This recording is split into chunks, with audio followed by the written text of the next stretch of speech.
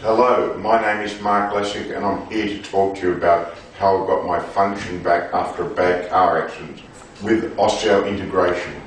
Now, osseointegration, as you can see, I had a rather nasty accident and it looked like I lost my whole arm. In fact, I have got a small amount of arm. This is what I've got left, and that's a plastic model representing what I've got left of my arm. I went to Sweden, I had a bolt that size put in a first stage operation. It's a titanium implant. It was surgical implant planted by Dr. Rickard Brunnemark in Sweden. It stayed in there 6 months till a bone grew in, and then I went back and they put an abutment in it. The abutment is that has a male hex on it, and the male hex fits into the female hex. That is second stage operation. But at the first stage, they put a bone graft in. The bone graft is represented by the other plastic bit, and that's out of my hip bone. And then that's the bit you see sticking out of my skin right there. And that is in stainless steel. This is in titanium. So this gave me my shoulder function back, whereas normally I would wear a socket and have lost my shoulder function. It's known medically as shoulder disarticulation.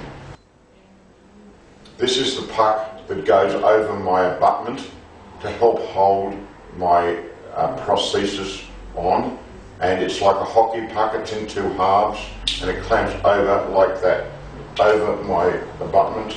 It goes on like so, and then I have a small sub arm which has a rotational device on it which protects the bolt from any twisting or torque motion.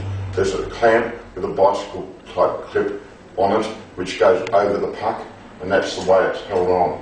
It goes on like that, it snaps on, you put it to the right angle, there's a ball joint in there to align the arm in the correct direction, and down here is a attachment which is normally out of a prosthetic wrist, but in this case it's been used on the upper humerus.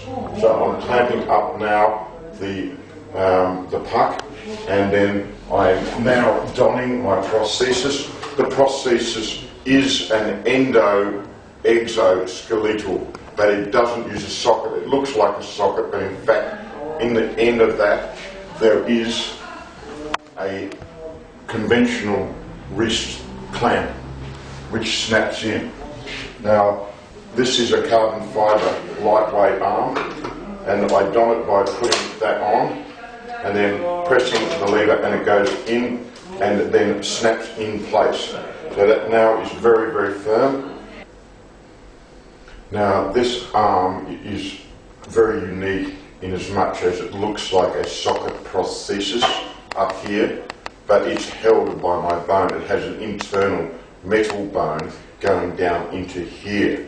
So, but I am getting feedback through the carbon fibre, which doesn't react to the body like fiberglass.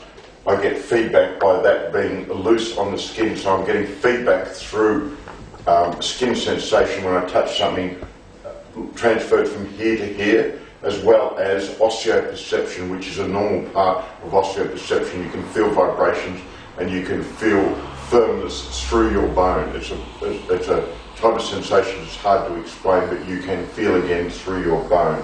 But the prosthesis itself is carbon fibre, and the hand is a sensor speed hand, and it's controlled. The hand is controlled by a belt along my tummy, because all my bicep muscles for normal or myoelectric signals are gone. I'm too short an amputee. But the beauty about it is I've got nearly my full range of motion, and that's tremendous. You can see just how high I can go, as high as my other hand. I haven't lost any range of motion, and due to osseointegration, I have now got my shoulder back thanks to Rickard Brunnemark and his team in Sweden. I'll never be able to thank them enough. Thank you.